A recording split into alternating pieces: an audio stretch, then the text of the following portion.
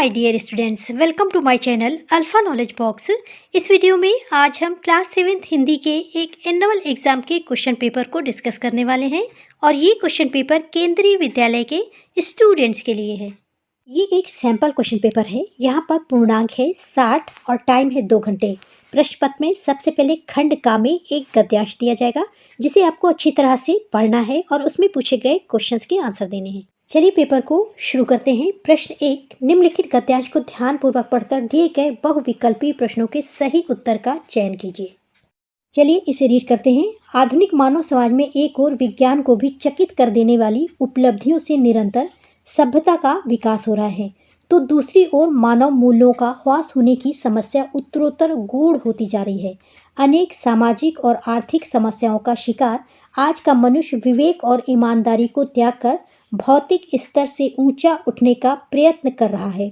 यह सफलता पाने की लालसा में उचित और अनुचित की चिंता नहीं करता, उसे तो बस साध को पाने की प्रबल इच्छा रहती है।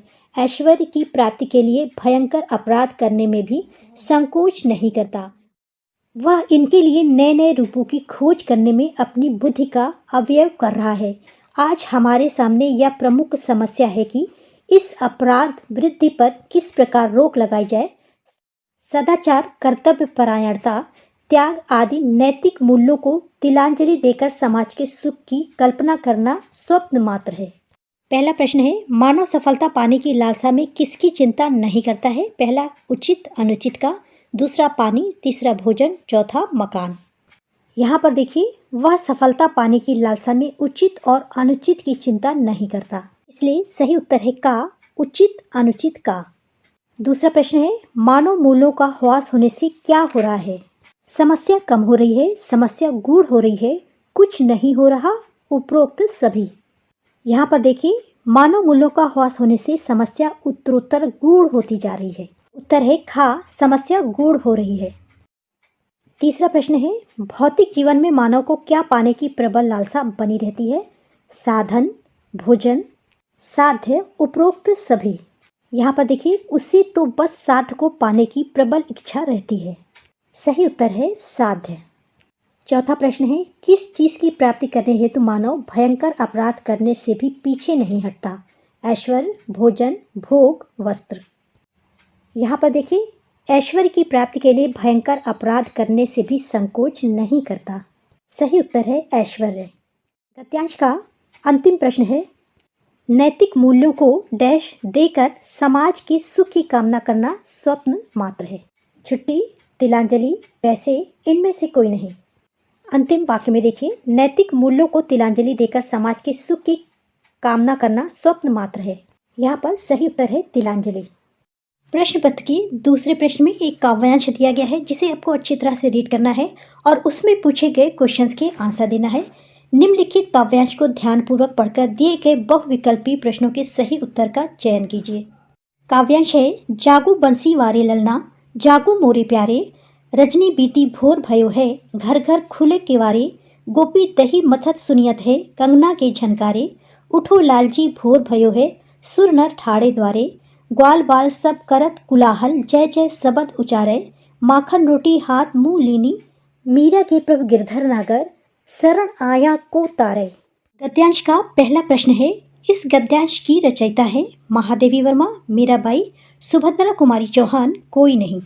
इस पद्यांश की रचयिता है मीराबाई। दूसरा प्रश्न है, पद्यांश में किस समय की बात की गई है?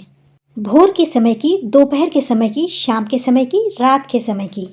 यहाँ पर देखिए, रजनी बीती भोर भयो है, घर घर खुले किमारे। रजनी मतलब होता है रात और भोर मतलब होता है सुबह, इसलिए उत्तर है भोर के समय की। तीसरा प्रश्न है, गिरधर नागर किसके लिए प्रयुक्त किया गया है? पहला ग्वाल बालों के लिए, दूसरा गोपियों के लिए, तीसरा कावित्री के लिए और चौथा श्री कृष्ण के लिए। इसका सही उत्तर है श्री कृष्ण के लिए। चौथा प्रश्न है, कृष्ण को जगाने हेतु द्वार पर कौन कौन खड़े थे? सारे ग्वाल बाल, देव और मानव, सारी गोपियां, नंद बाबा। इस लाइन में देखिए, उठो लालजी भोर भयो है, सुर नर ठाड़े द्वारे। सुर मतलब होता है देवता और नर मतलब मानव, इसलिए उत्तर है देव और मानव।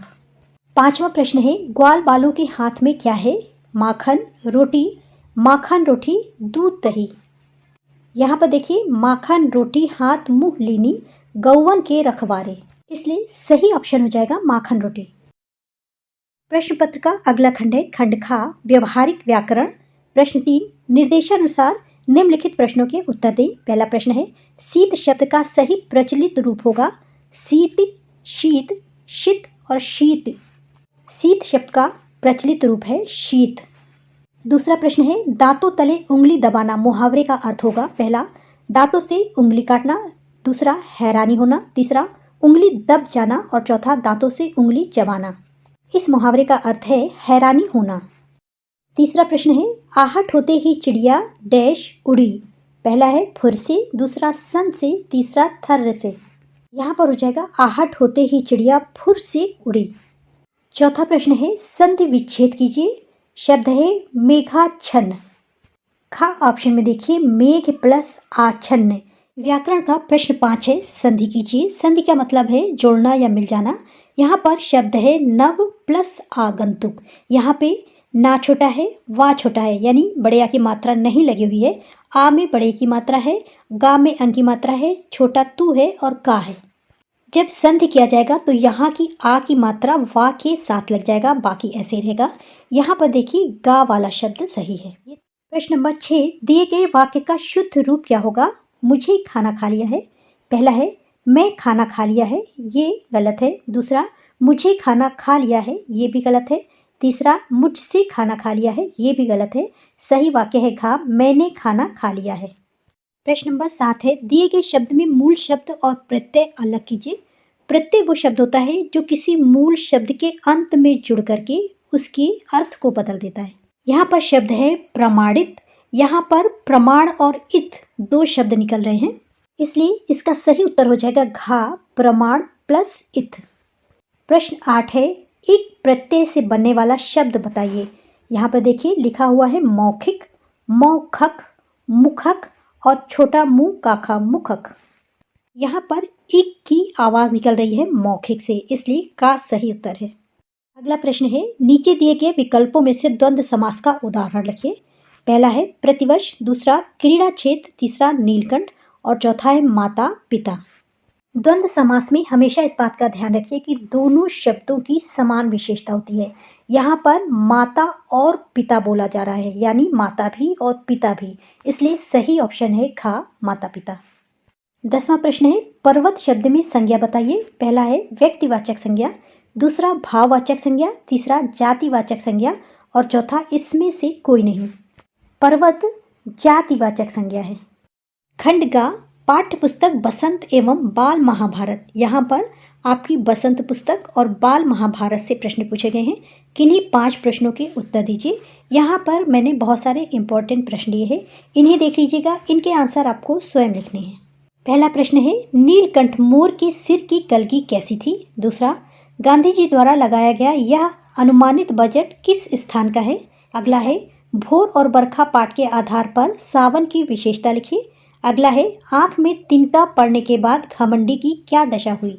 अगला प्रश्न है खान पान के मामले में स्थानीयता का क्या अर्थ है। अगला खान पान में बदलाव के कौन से फायदे हैं, फिर लेखक इस बदलाव को लेकर चिंतित क्यों है। अगला है हिमालय की यात्रा में लेखक ने किन किन की प्रशंसा की है। अगला मोर और मोरनी के नाम किस आधार पर रखे गए थे। अगला कुंवर सिंह के व्यक्तित्व की किन विशेषताओं ने आपको प्रभावित किया। अगला काका ने नदियों को लोक माता क्यों कहा है। और अंतिम है मीरा को सावन मन भावन क्यों लगने लगा।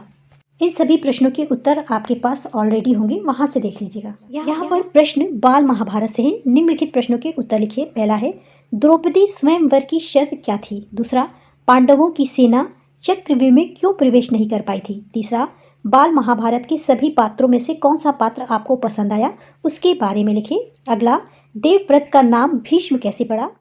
अगला प्रश्न है अर्जुन ने विराट की पुत्री से विवाह का प्रस्ताव क्यों अस्वीकार कर दिया। अगला राजा विराट के यहाँ अज्ञातवास में युधिष्ठिर किस नाम और रूप में रहे। यहाँ पर कुछ और इम्पोर्टेंट क्वेश्चन है। पहला है विराट की चिंता का क्या कारण था। दूसरा अर्जुन ने निहत्थे श्री कृष्ण को क्यों चुना। तीसरा अभिमन्यु की मृत्यु के बाद अर्जुन ने क्या प्रतिज्ञा की। अगला कर्ण ने भीष्म को क्यों नहीं मारा। अगला श्री कृष्ण की मृत्यु कैसे हुई। और अंतिम है महाभारत के युद्ध को रोकने का अंतिम प्रयास किसने किया और कैसे?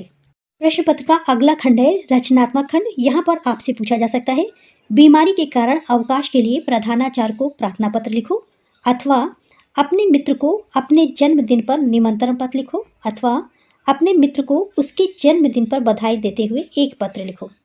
अगला प्रश्न आपसे अनुच्छेद से संबंधित पूछा जा सकता है। निम्न में से किसी एक विषय पर लगभग 100 से 120 शब्दों में एक अनुच्छेद लिखो। पहला विषय है मेरे प्रिय शिक्षक, दूसरा जीवन में खेल कूद का महत्व, तीसरा विद्यार्थी जीवन और चौथा अनुशासन की आवश्यकता। इसके अतिरिक्त अगर आपको कोई और अनुच्छेद करवाया गया है तो उससे भी लर्न करिएगा। प्रश्न पत्र के अंत में आपसे वर्तनी से संबंधित प्रश्न पूछा जा सकता है। कई सारे आपको शब्द दिए जाएंगे, उसमें से आपको ये बताना होगा कि कौन सा शब्द शुद्ध है। प्रश्न है नीचे दिए गए विकल्पों में से शुद्ध शब्द छांटकर लिखिए। का में आशीर्वाद को कई तरह से लिखा गया है। यहाँ पर पहला ऑप्शन सही है, आशीर्वाद। खा में उज्ज्वल लिखा गया है और उज्ज्वल के लिए सही शब्द है लास्ट का उज्ज्वल। अगले में परिस्थिति लिखा गया है और यहाँ पर सही शब्द है पहला परिस्थिति। घा में लिखा हुआ है प्रशंसा और प्रशंसा के लिए सही शब्द है दूसरा प्रशंसा। और लास्ट में कवित्री लिखा गया है, यहाँ पर पहला शब्द कवित्री सही है। कुछ इसी तरह का क्वेश्चन पेपर आपसे भी पूछा जा सकता है। आपको जो भी सिलेबस दिया गया है या रिवीजन कराया गया है उसे अच्छी तरह से लर्न करिए। This is the end of video. Thanks for watching.